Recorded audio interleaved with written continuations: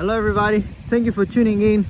Today's topic is why are modern day men less masculine, and what has happened to men's masculinity in the Western world.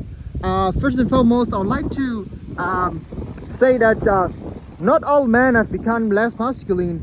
However, in general, the youngster, the Gen Zs, seem to not have that much of interest as far as pursuing human, and the sort of withdrawal from that continuous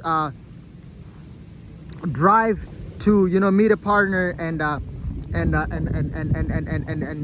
possibly have someone near them to have a prospective future, who knows, procreate and have kids. Anyways, I have an article, a real interesting article to read here, that talks about sperm counts in the Western world or globally. It says here, sperm counts may be declining globally, review finds, adding a debate over male fertility. I'll further read here. It says, over the past 50 years, human sperm counts appear to have fallen by more than 50% around the globe, according to an updated review of medical literature. This is really concerning. If this is true, this has really dire implications, not only in our reproductive systems, but also in the perpetuation of our species and the security of our kind as humans. Now, getting deep into the topic, what I want to say is that modern day men, especially in the West, have been sort of educated or sort of exposed to a system in which they expect the processes of pursuit and an achievement of a woman to be an easy process, or a ride along an open traffic-less highway. Me personally, I've had several dates, I've had several relationships, anywhere I've been, and evaluating on the process and the system and how it goes. There is an interesting thing that I think is more of a biological thing more than really a factual thing, is that finding the right partner doesn't have only to do with your endocrine system as far as hormone goes, or by your brain as far as the intent go. It's really more by the interest of finding someone, and beyond love, beyond feelings. It's more of that. And one of the things that in the West seems to sort of corroding or having a corrosive effect in the general society is that nowadays the Gen Zs, or say the modern man, has been exposed, the youngsters are being exposed to things that are really detrimental to our health. You talk about adult content. It's really detrimental to the brain's reward system. In the brain we have this region called the ventral tegmental area. I don't want to be very specific, but all I'm trying to say is that in the brain you have these dopaminergic pathways that are supposed to reward you per each step of the way that you go to pursue and achieve something. So let's say you find a girl, you have an encounter, you get a number. Getting a number will reward you. Your brain will reward you for that, and then you text her and she responds. There's a reward. You go for a date. There's a reward. She becomes a girlfriend. A reward. You do whatever you do in closed rooms. It's a reward. So it's a process. But now, just with the click of a button and some lotion besides you good to go.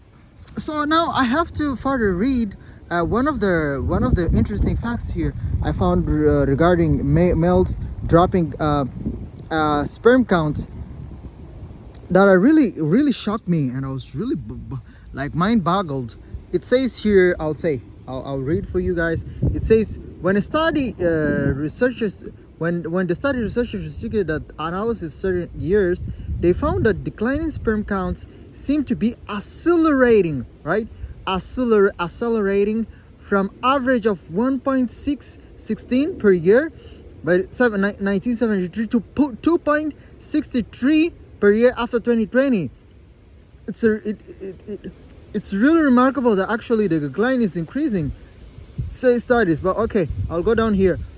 On a population level, the average sperm count dropped from 104 million to 49 million per millimeter from 1973 to 2009. Guys, this is really concerning. I don't know why isn't this getting headlights around the news, because now what is happening is that our generation has really exposure to high amounts of alcohol, neurotoxic substances, drug abuse, and this has really corrosive effect on our bodies. As far as I know, alcohol was legalized somewhere like 70 years ago, and we've been consuming it relentlessly over time. And it seems that this is my personal opinion, right?